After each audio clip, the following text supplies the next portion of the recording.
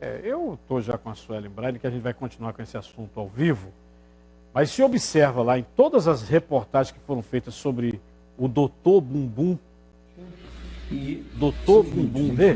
Que não está mostrando muita coisa boa, não. E era caro, viu? Esse sujeito cobrava caro para fazer esse negócio. Essas substâncias que ele usava são proibidas. Ele já respondia por homicídio, tentativa de homicídio, mais de 10 processos. Devia estar preso, mas você não sabe que no Brasil é assim? Vamos brincar. No Brasil é assim? Bom, Ótimo. a Sueli está na sede do Conselho Regional de Medicina de Pernambuco. Nós vamos falar de uma coisa muito séria agora, porque você pode ter que fazer uma cirurgia corretiva, às vezes você sofre um acidente, você pode ter que fazer uma cirurgia plástica também, para sua autoestima, isso é importante, tá? Mas você tem que tomar cuidado. Boa tarde, Sueli.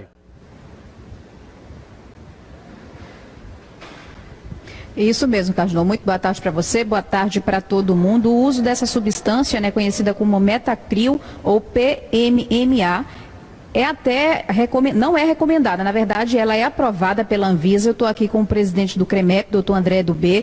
Ele estava contando para mim, Cardinal, que essa substância ela é aprovada pela Anvisa, mas não é recomendada em todo tipo de procedimento. Doutor, muito obrigado pela participação. Em quais casos essa substância metacril pode ser usado? Em qual caso? Agora, em relação ao procedimento estético, de fato não é recomendado, né? Boa tarde novamente. Boa tarde, Cardinal. Boa tarde, Pernambuco. Sim, o PMME, como você falou no início da entrevista, ela tem sua indicação precisa. São aqueles pacientes que, por qualquer motivo, como exemplo, os pacientes que têm HIV, AIDS, e tem uma retração da região, retração de gordura na região do masseter, da face, e tem uma indicação precisa para você reconstituir a face do indivíduo para não ficar com aquela escavação. Então, essa é a indicação precisa. A Sociedade Brasileira de Cirurgia Plástica já se manifestou em outras oportunidades que o PMMA não deve ser utilizado com fins estéticos. Então, infelizmente, alguns colegas usam para aumentar a panturrilha, que é a batata da perna, e na região glútea, como foi esse, ela é contraindicada, porque você precisa de utilizar de grandes volumes e, consequentemente, você fica mais exposto a complicações. Agora, doutor, vamos deixar claro para quem está em casa que quem usa esse tipo de substância corre risco, né? Que tipo de risco?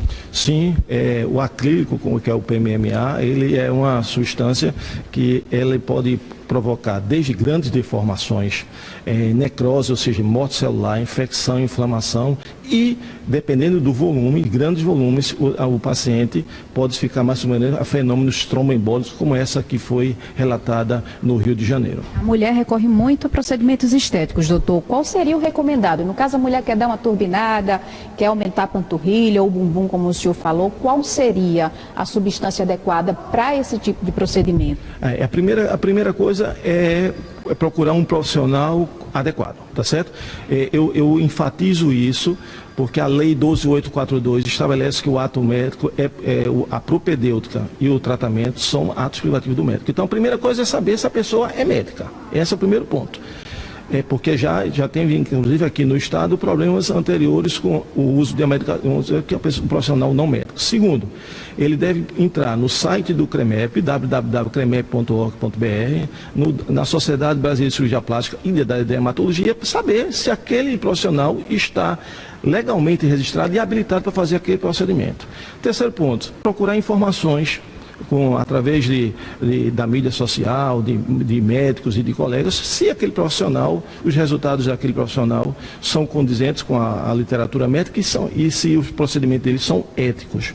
E o quarto, que é o mais importante que precisa dizer você, que o procedimento de cirurgia plástica estética tem suas complicações.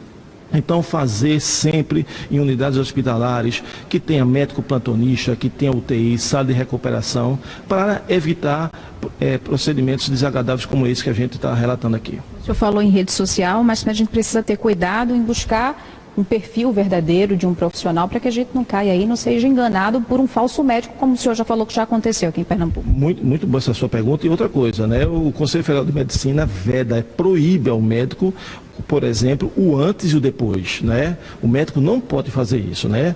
A idoneidade do médico tem que ser na relação interpessoal, paciente e médico, né? Ele não pode divulgar o antes e depois, porque isso afere claramente uma relação comercial que o Conselho Federal de Medicina proíbe. Ok, doutor, muito obrigado pela sua participação. Então, a mulherada que está em casa é sim recomendado pela Anvisa, é aprovado pela Anvisa, na verdade, mas que não é recomendado esse tipo de substância para fazer correção estética. Não é recomendado, tá? A gente volta com você, Cardinô.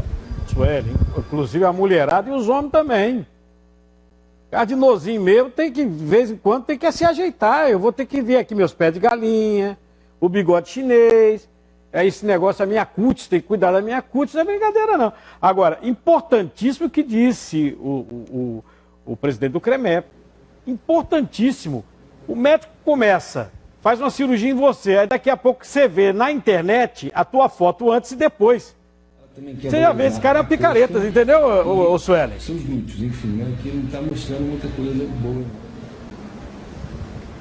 Isso, exatamente. Foi o que o doutor André fez questão de reforçar, doutor. O Cardinô está falando que essa sua colocação foi muito importante. Essa questão que a gente vê nas redes sociais, o antes e o depois do paciente, digamos assim. Isso aí, muita gente acaba se iludindo, achando que aquele profissional, de fato, está fazendo um benefício muito grande, mas na verdade essa pessoa pode não ser médica, de repente, né? E isso certificasse, talvez o ponto principal dessa reportagem é ter a segurança que aquele profissional que está sendo procurado, se ele está habilitado, e primeiro se ele é médico, né?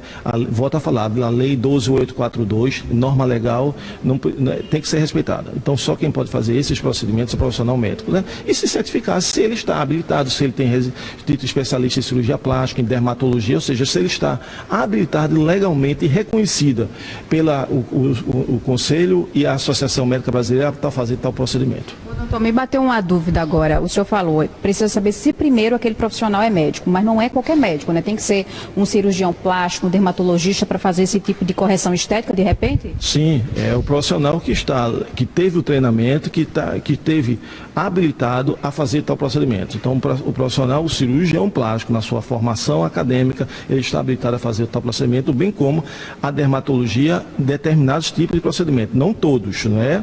O dermatologista não vai fazer, um exemplo, uma plástica de abdômen, de mama, mas o botox, algum preenchimento no lábio, no nasal, o dermatologista tem treinamento para fazê-lo. Ok, doutor, a gente agradece novamente a sua participação. Eu estava conversando com o doutor André, ele até inclusive me lembrou uma situação que até uma colega nossa jornalista usou um ácido, que foi até uma biomédica que fez esse procedimento, que ela não tinha competência para fazer esse tipo de correção, preenchimento no rosto dessa jornalista. Cardinô.